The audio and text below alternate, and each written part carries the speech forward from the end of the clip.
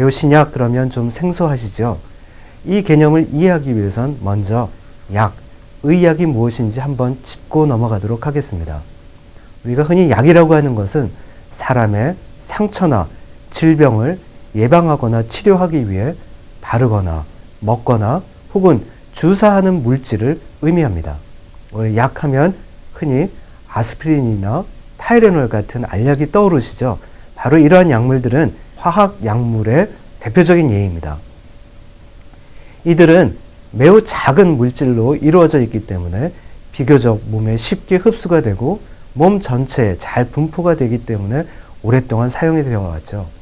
하지만 이들의 단점은 이들이 몸에서 작용을 나타내는 특이성이 낮기 때문에 어떤 우리가 원하는 효과에 비해 상대적으로 다른 효과, 즉 부작용이 나타날 확률이 큽니다.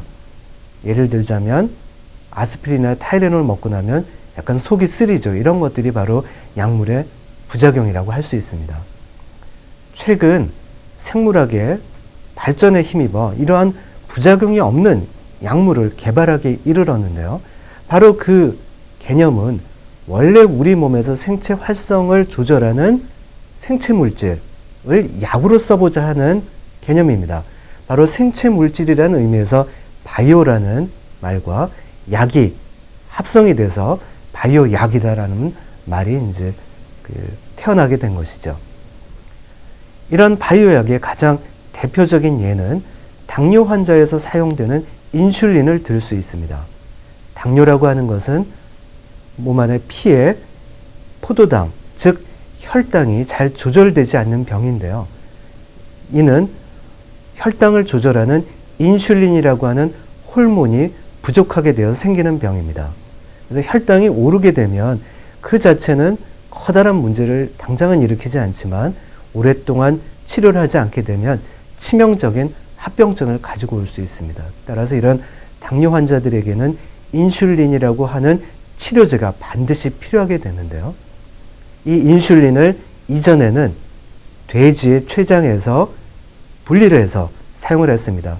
돼지와 사람의 인슐린은 매우 유사해서 큰 문제 없이 사용은 할 수 있지만 그 조그마한 차이가 약간의 문제는 일으킬 수 있습니다.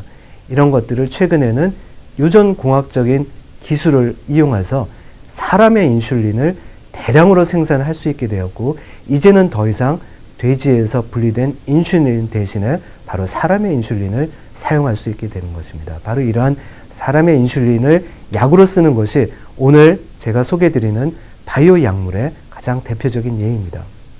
이처럼 우리 몸에서 활성을 나타내는 어떤 물질이 부족한 경우에 그것을 외부에서 만들어서 약으로 쓰는 예를 하나 설명을 드렸는데요.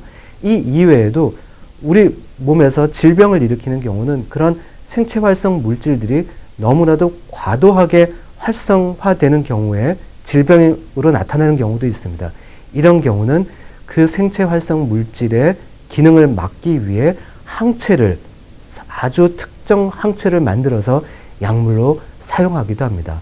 바로 이 두 가지, 즉 우리 몸에 활성을 나타내는 물질이 부족한 경우는 그 물질 자체를 만들어서 약으로 쓰거나 혹은 어떤 물질의 활성을 과도하게 나타나는 활성을 줄이기 위해 항체를 약물로 쓰는 그 두 가지가 현재 가장 대표적인 바이오 약물이라고 할 수 있습니다. 이런 바이오 약물은 시장에 소개된 것은 채 30년이 되지 않습니다. 이러한 짧은 동안에 전 세계 제약 시장의 50%를 선점할 만큼 굉장히 성장도가 빠른 파괴적인 기술입니다. 그리고 이러한 성장 속도는 절대 앞으로도 계속 지속 혹은 더 빨라질 것으로 예상이 되고 있습니다. 이런 것들을 고려할 때 우리나라 정부나 삼성, 한미약품과 같은 산업계 혹은 한국과학기술원과 같은 대학에서 이런 바이오 약물을 개발하기 위해 전념을 다하는 것은 어떻게 보면 전혀 놀라운 일이 아닌 것이죠. 또한 바로 이 기술이 한국을 이끌어갈 10대 기술로 선정이 된 것 또한 당연하다고 할 수 있겠습니다.